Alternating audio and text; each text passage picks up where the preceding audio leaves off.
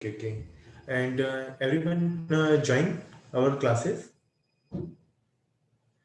Then we can Yes, start our today's topic around the gynae. तो last session हमने gynae का जो basic gynae है वो हमने कंप्लीट किया था। तो बेसिक कंप्लीट होने के बाद में हमारे को स्टार्ट करना चाहिए वो गायनी का मोस्ट इम्पोर्टेंट क्वेश्चंस जहाँ से डेवलप होते हैं वो है infertility. This is infertility. And infertility आप सबको पता है क्या चीज़ है, बस हमारे को एक टाइम पीरियड पता होना चाहिए कि कितने टाइम पीरियड के बाद में हम उसको इनफर्टिलिटी कहेंगे कि अ कपल जो कि साथ रहे 1 ईयर के लिए और उसके बाद में हमारा कंसीव नहीं हो, तो वो टाइम पीरियड हमारे को पता होना चाहिए। अ कपल कितने टाइम के लिए कंटिन्यूस साथ में रहे, 1 ईयर के बाद में उसको हम क्या बोलेंगे, इनफर्टिलिटी बोलेंगे। ओके। तो ये इनफर्टिलिटी दो चीज हो सकती है, इनफर्टिलिटी प्राइमरी और may be secondary.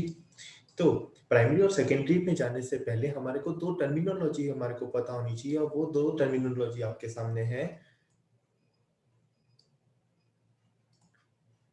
फेकुंडेबिलिटी and second terminology है फेकुंडिटी। फेकुंडेबिलिटी and fecundity. Fecundability means the it is the probability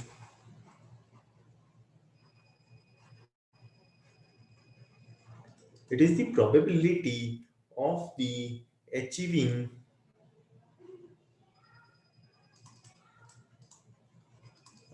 achieving pregnancy within single single menstrual cycle, single menstrual cycle called as a fecundability। ये question आया था DNB का। Okay.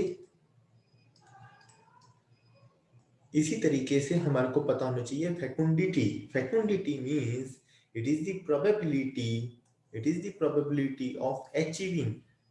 Word change हो जाएगा, pregnancy की जगह क्या आ जाएगा, a live birth. A live birth in a single menstrual cycle. Word change होता है यहाँ पे ओनली एंड ओनली, तो ये हमारे को पता होना चाहिए। प्रेग्नेंट होने की प्रोबेबिलिटी को हम फेकुंडिबिलिटी बोलते हैं, और लाइव बर्थ होने की प्रोबेबिलिटी को हम फेकुंडिटी बोलते हैं। ओके। ये दो टर्मिनोलॉजी अगर समझ में आती है तब हम इनफर्टिलिटी के इटियोलॉजी पार्ट में चल सकते हैं। Etiology, what are the etiological factor of the infertility. तो major male and female factor and other male factor की इटियोलॉजी फैक्टर्स कितनी रहती है, and around 25%। And female factors कितने रहते हैं, around 40 to 55%। 40 to 55%। Okay. And other causes around 10%। Around 10%। तो मतलब मेजर कंपोनेंट किस में आता है, फीमेल फैक्टर में।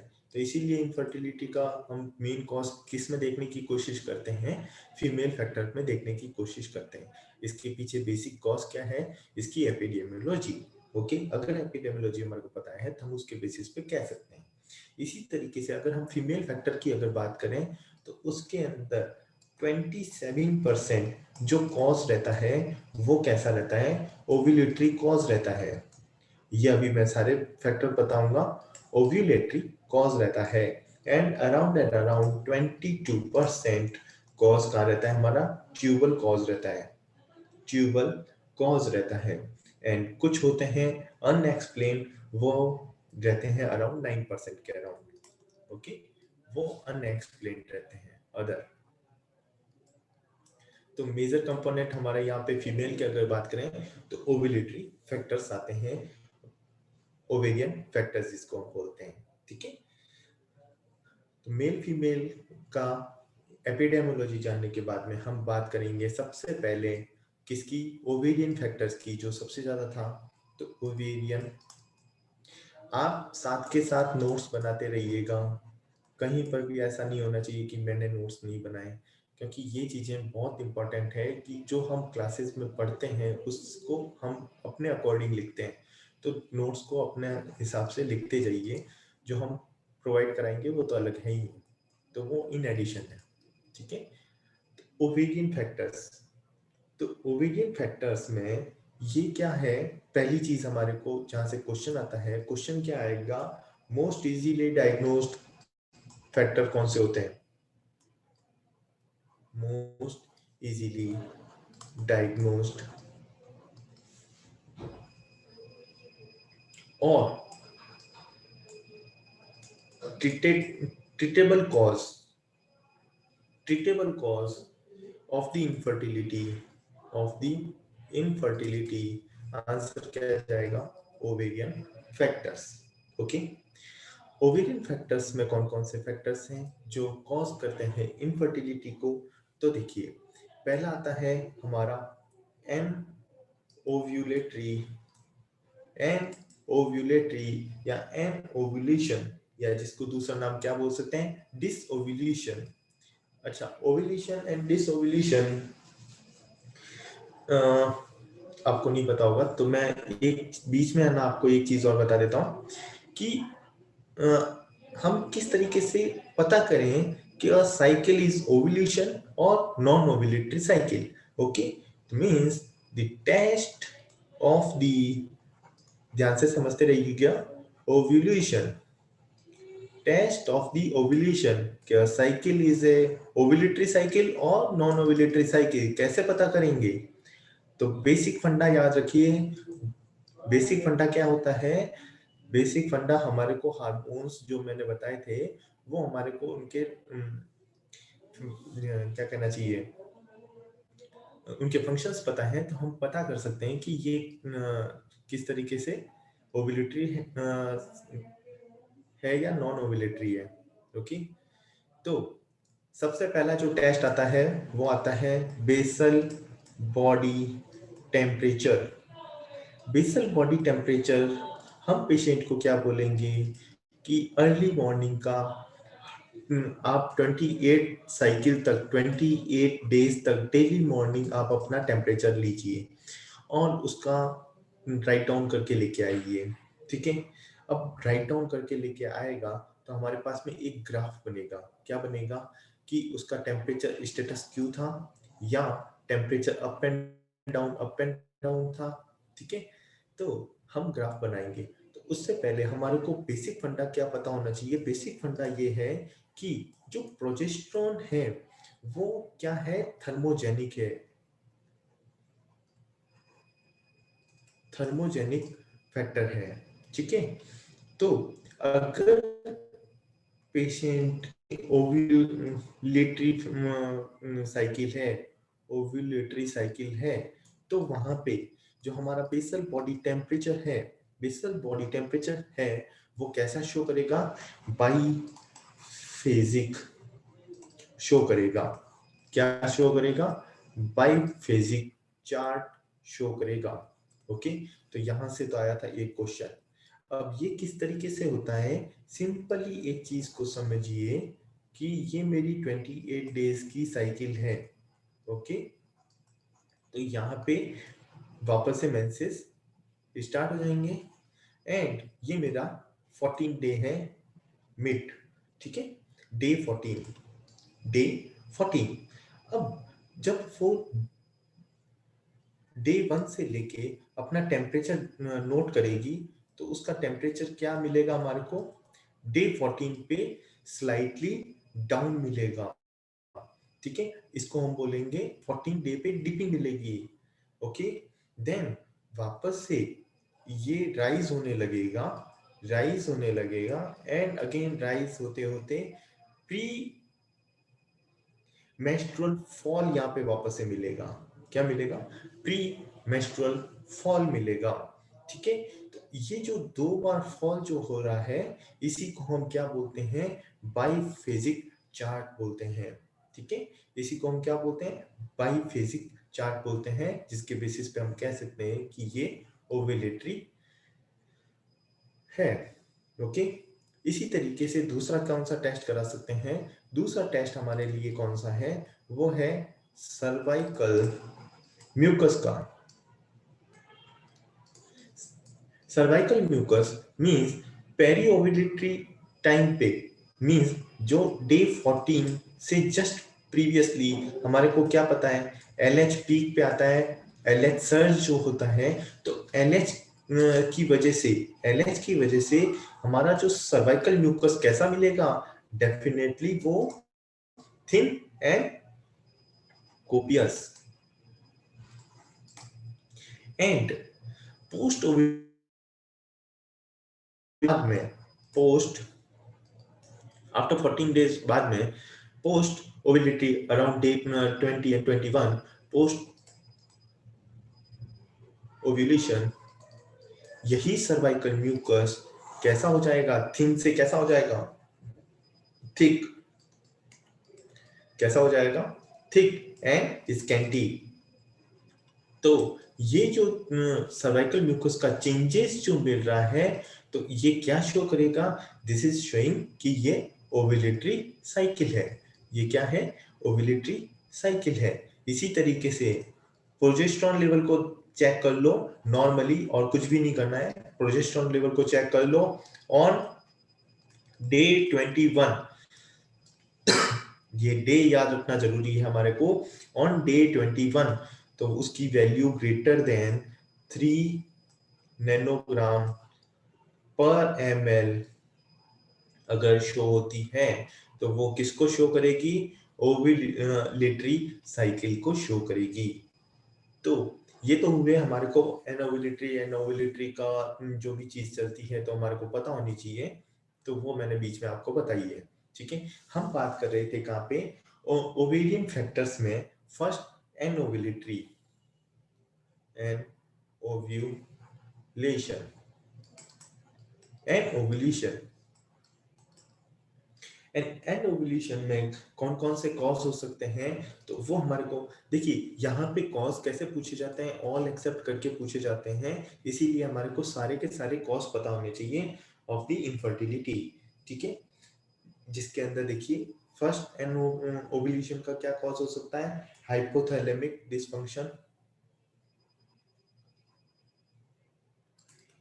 हाइपोथैलेमिक डिसफंक्शन, और जिसको हमने क्या नाम देते हैं, काल्मन syndrome.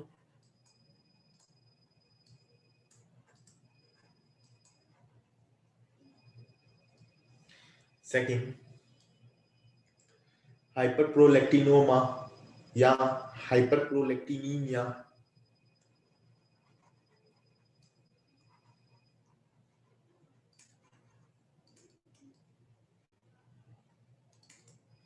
Hyperprolactinemia, then primary hypothyroidism,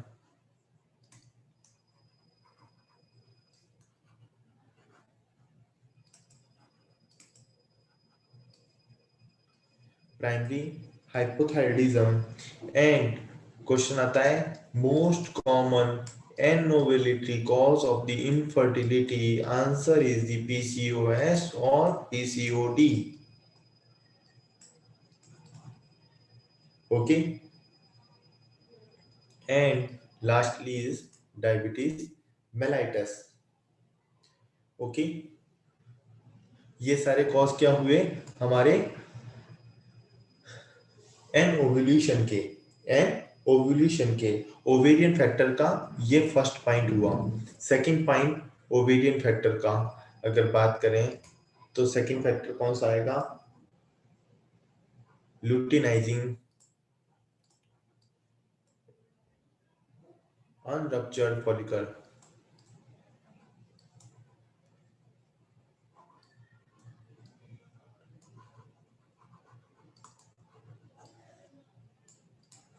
and third is luteal phase defect.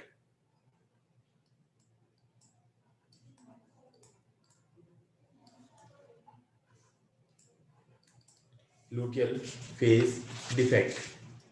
इसी तरीके से ये तो हुए ओवेरियन फैक्टर। इसी तरीके से हमारा बी ऑप्शन, ओवेरियन फैक्टर के अलावा कौन कौन से हो सकते हैं, जैसे कि सेकंड मैंने क्या बताया था, ट्यूबल फैक्टर बताए थे। तो ट्यूबल फैक्टर में या तो वो पार्शियली या completely bilateral tubal obstructions resulting in a, ये ट्यूबल ब्लॉकेज क्यों हो सकती है, या जो ऑब्स्ट्रक्शंस डेवलप होता है, ऑब्स्ट्रक्शन पार्शियली या कंप्लीटली हो सकता है और बायलेटरली हो सकता है। तो इसका कॉज क्या होगा, प्रीवियसली प्रीवियस सेल्फिंजाइटिस हो या पीआईडी डेवलप हुआ हो, पेल्विक इंफ्लेमेटरी डिजीज हो, ठीक है, या post एबॉर्टल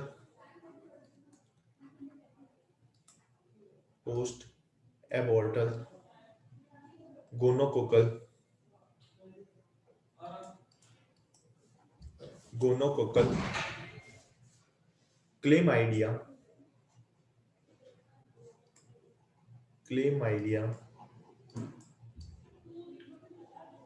and general disease TB. And TB हमेशा पूछा जाता है, टीबी हमेशा पूछा जाता है कि टीबी ट्यूबल ब्लॉकेज करता है या नहीं करता है, हमारे को पता होना चाहिए, ठीक है। Tubal inflammation followed by endometriosis हो सकता है, सर्जिकल ट्रॉमा की वजह से भी हो सकता है, बट मेन जो कॉज है वो मैंने आपके सामने लिखे हैं। इससे बाहर कभी भी क्वेश्चन पूछा नहीं जाता, इसीलिए हमारे को पता होना चाहिए प्रीवियसली सेल्फिंजाइटिस हो, पीआईडी हो, पोस्ट एबॉर्टल हो, gonococcal infection, chlamydia and TB. Okay okay, then ये हमारा बी पॉइंट हुआ। देन सी पॉइंट पे चलते हैं। सी है पेरिटोनियल फैक्टर्स।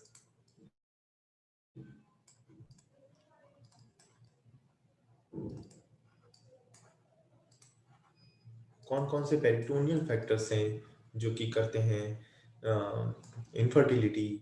उसके अंदर आता है हमारा pelvic addition,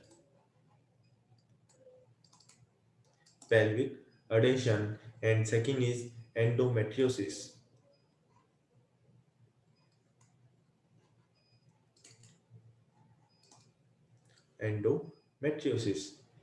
then D point आता है हमारा यूटेराइन फैक्टर्स। यूटेराइन फैक्टर्स में कौन कौन से फैक्टर्स हो सकते हैं जो कि हमारे को यूटेराइन फैक्टर्स करेंगे, जैसे कि यूटेराइन एब्सेंस, सबसे पहला यूटेराइन एब्सेंट और atrophy. Then second is congenital malformation, congenital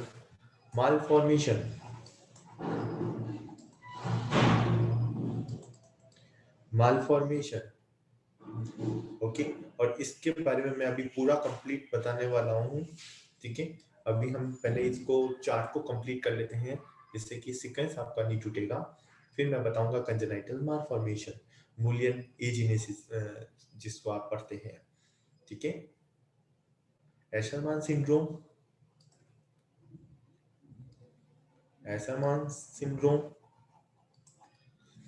okay, जो कि मेनली किसकी वजह से डेवलप होता है, सिस्टोसोमास एंड माइकोबैक्टीरियम की वजह से डेवलप होता है, ठीक है।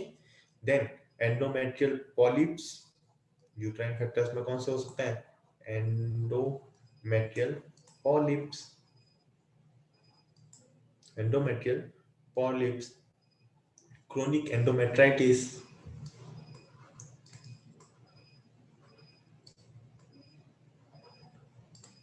और क्रोनिक एंडोमेट्राइटिस के अंदर कौन कॉज कर सकता है, मेनली टीबी, कौन कॉज कर सकता है, टीबी, ओके। और एक्सपोजर हो बार बार डाइथाइल एस्ट्रोडायोल, जिसको DES वॉश बोलते हैं, इन यूट्रो, ठीक है। तो उसकी वजह से भी हमारा यूट्राइन फैक्टर कॉज करेगा इनफर्टिलिटी। ये हुआ हमारा पेरिटोनियल फैक्टर्स, ये हुए हमारे यूट्राइन फैक्टर्स। उससे हमने पहले ट्यूबल फैक्टर्स की बात की थी और उससे पहले हमने ओवेरियन फैक्टर्स की बात की थी। अब हम उसी व्हाट इज तरीके से नीचे DS? उतर रहे हैं। डाइस्ट्रोडायोल, डाइहाइड्रोस्ट्रोडायोल वॉश होता है, जो कि मेनली हम वेजिनाइटिस एंड उसके लिए किया जाता है।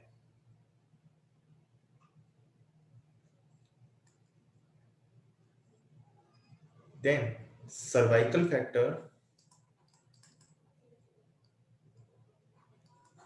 सर्वाइकल फैक्टर्स पॉइंट कौन सा था, DE, E factor. Cervical factors कौन कौन से हैं जो कि कॉज करेंगे इनफर्टिलिटी को? Cervical cause are the first in sorry impenetrated ट्रेबल सर्वाइकल म्यूकस,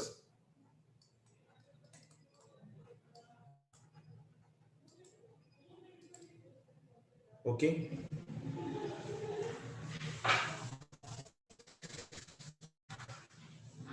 और अब आप कहेंगे कि सर ये पेनिट्रेट क्यों नहीं कर पा रहा है सर्वाइकल म्यूकस को? Due to local sperm antibody, local sperm antibodies. Actual में होता क्या है, इसके बारे में थोड़ा बताता हूं मैं आपको। एंटी स्पर्म एंटीबॉडीज जो चीज होती है, एंटी स्पर्म एंटीबॉडीज, देखिए कैसे पता करें कि एंटी स्पर्म एंटीबॉडीज प्रेजेंस है, ठीक है। तो आपको क्या पूछा जाएगा, पहली चीज बता देता हूं, इसके अंदर से हमारा एम्स के अंदर क्वेश्चन आया था, तो हमारे इसमें भी आने के चांसेस बनते हैं। तो हमारे को पहली चीज टेस्ट पता होने चाहिए सारे के सारे कि कौन कौन से टेस्ट किए जाते हैं एंटी स्पर्म एंटीबॉडीज डायग्नोस्ट करने के लिए। First test name is post coition test, post coital test. Second test name is Miller-Kurzrock test. Miller-Kurzrock test. Then third test is immunobead test.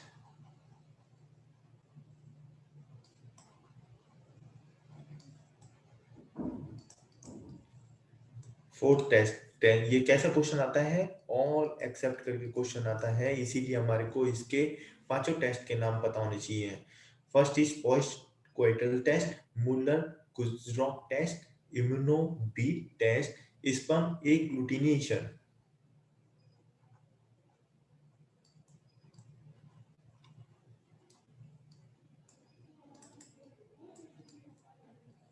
Agglutination and last one is and fifth one is immunoglobulin assay. immunoglobulin assay immunoglobulin ऐसे, okay.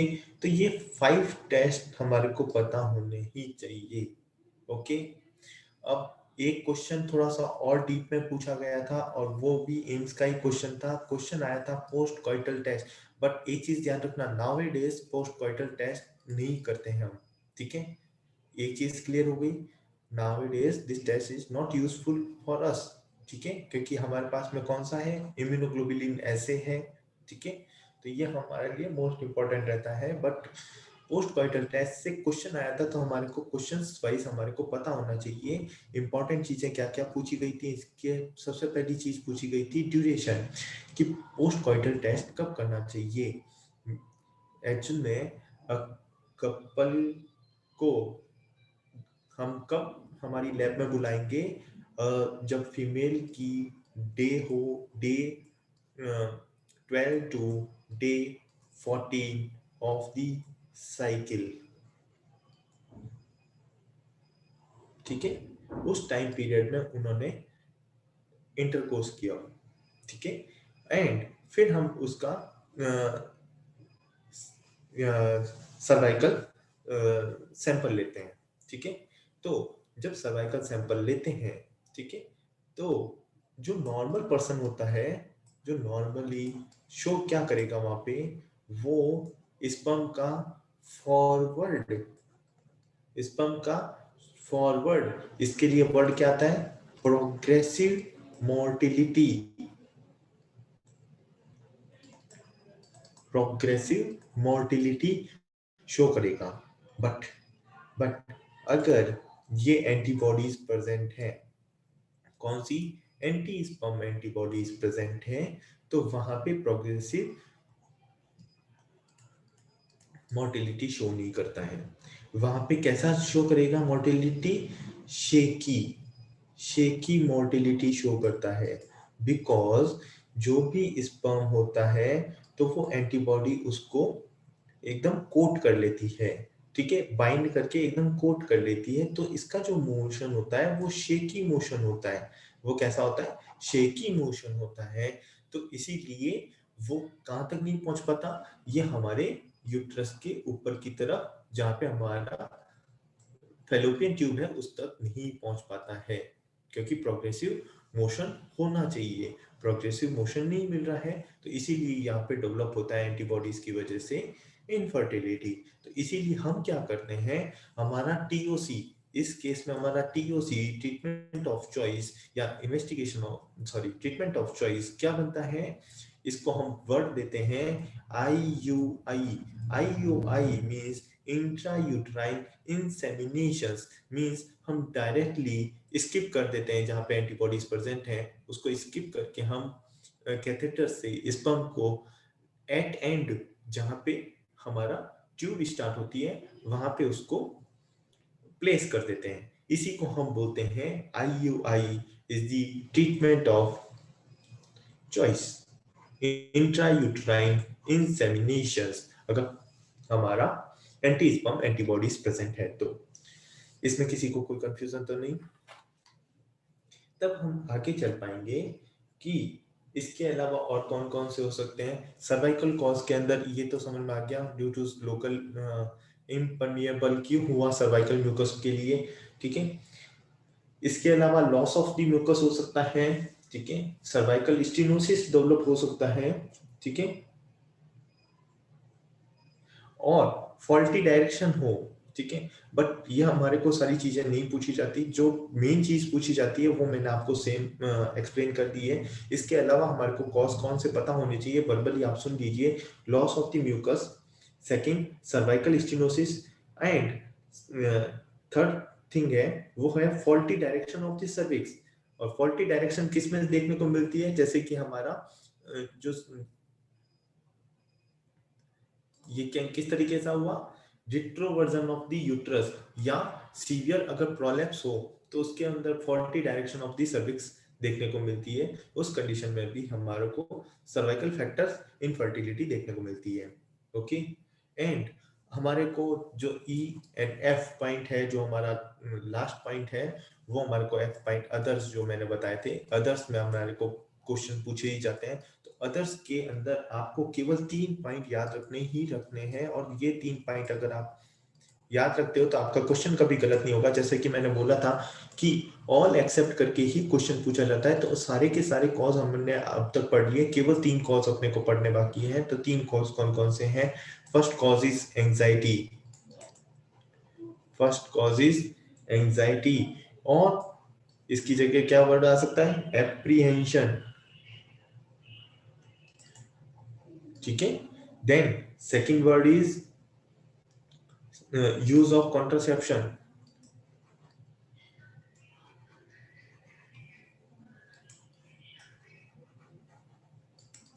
तो कई बार होता है ना, गांव के होते हैं तो उनको पता नहीं होता है कि कॉन्ट्रासेप्शन भी यूज कर रहे हैं और वो चाहते हैं कि हमारा फैमिली प्लानिंग भी हो जाए, पॉसिबल नहीं। तो use of the contraception. And third last is anorexia nervosa. और यहीं से हमारा क्वेश्चन आया था, एनोरेक्सिया बुलोसा करके दे दिया था, तो क्वेश्चन मैं थोड़ा सा चेंज कर दिया था, तो यहाँ से हमारा क्वेश्चन बना था। इसीलिए मैं हमेशा आपको पॉइंट आउट करके बता देता हूँ कि एमसीक्यू कहाँ से डेवलप हुआ था। ठीक है, anorexia nervosa, use of the contraception, anxiety and apprehension. ठीक है, इसी तरीके से अगर मोर्टिलिटी नहीं हो तो इसके अंदर एक कॉज हमारे पास में है। और हमने जब रेस्पिरेटरी किया था तब भी हमने, जब प्रैक्टिस ऑफ मेडिसिन के अंदर बात कर रहे थे रेस्पिरेटरी सिस्टम में, तब भी हमने इस सिंड्रोम के बारे में पढ़ा था। तो वो क्या है? Carti-Jenner syndrome. कार्टी-जेनर सिंड्रोम, ठीक है। Carti-Jenner syndrome is a primary ciliary dyskinesia, जिसको हम क्या बोलते हैं? PKD, PC, primary ciliary dyskinesia, PCD. तो एक चीज ध्यान रखना, Carti-Jenner syndrome known as a primary ciliary dyskinesia, okay, and also known as a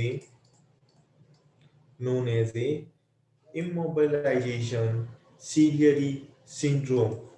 Immobilization ciliary, immobile ciliary syndrome, immobile ciliary syndrome, okay. जो कि अभी मेन चीज क्या पता होनी चाहिए कि ये ऑटोसोमल रिसेसिव सिंड्रोम है, ओके। जहाँ पे कंजेनाइटली हमारे को क्या चीज मिलेगी? कंजेनाइटली हमारे को डाइन आर्म की डेफिशिएंसी मिलेगी।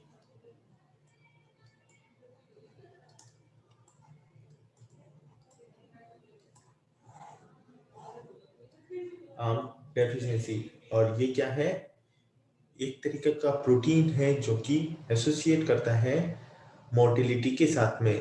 तो जहां पर भी ऑल ओवर बॉडी में, जहां पे भी बॉडी, जहां पे भी, कहां पे भी सीरिया प्रेजेंट है, तो वहां पे क्या डेवलप कर देगा? ये आर्म के एब्सेंस की वजह से, आर्म के एब्सेंस की वजह से क्या डेवलप करेगा? Dyskinesia means the motility decrease और एब्सेंट, तो सीलियरी डिस्फंक्शन मिलेगा। तो कार्टिजेनर सिंड्रोम जो हमारा फैलोपियन ट्यूब है, अब आप कहेंगे ये काम कहाँ आता है? जो ये हमारी फैलोपियन ट्यूब है, तो मैंने बोला था यहाँ पे हमारा क्या बन गया था? जाइकोट बन गया था, तो उसको यहाँ पे एंडोमेट्रियम तक लाके इम्प्लांट करना। तो यहाँ पे ट्यूब में क्या रहते हैं? फैलोपियन ट्यूब में हमने जब बात की थी तो यहाँ पे क्या मिले थे? इसकी हमने एपिथेलियल लाइनिंग पढ़ी थी, तो सीलिएटेड एपिथेलियल लाइनिंग थी। तो ये जो सीलिया है, तो ये इसको मोशन देते हैं टुवर्ड्स द यूट्रस, ओके। तो ये अगर कार्टिजेनर सिंड्रोम है तो ये मोशन नहीं कर पाएगा, तो ये मोशन नहीं कर पाएगा तो ये इम्प्लांट नहीं हो पाएगा, ओके। ये इम्प्लांट नहीं हो पाएगा, तो इस वजह से कार्टिजेनर सिंड्रोम में क्या डेवलप होता है? हमारा इनफर्टिलिटी, ओके। इसी तरीके से मैंने जब ट्यूबल फैक्टर्स की बात की थी, ट्यूबल फैक्टर्स के अंदर मैंने Only 3 minutes left. Okay, rejoin again.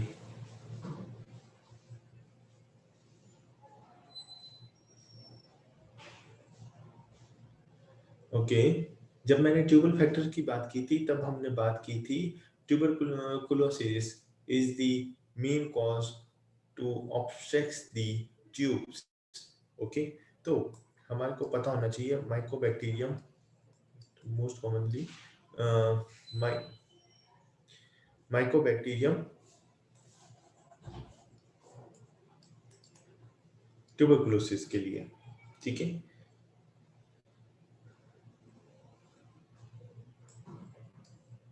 ये हमारे को किस में पता चल जाएगा, HCG फाइंडिंग में पता चलेगा। ओके, तो HCG फाइंडिंग्स क्या मिलेंगी, और ये फाइंडिंग के बाय नेम हमारे को क्वेश्चंस पूछे जाते हैं, तो वो कौन कौन से बाय नेम चीजें हैं वो हमारे को पता होनी चाहिए। ये लाइन सब चीजें याद होनी चाहिए। क्या, rigid, non peristaltic,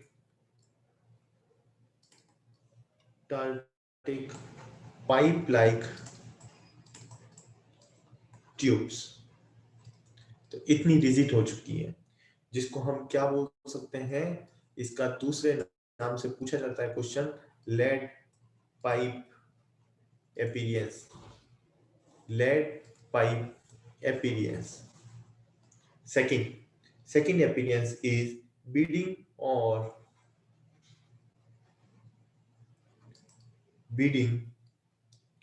and various filling density, तो beaded like appearance develop होती है।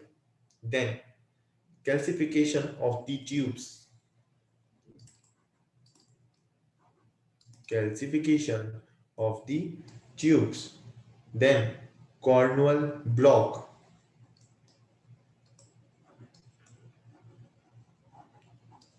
cornual block, then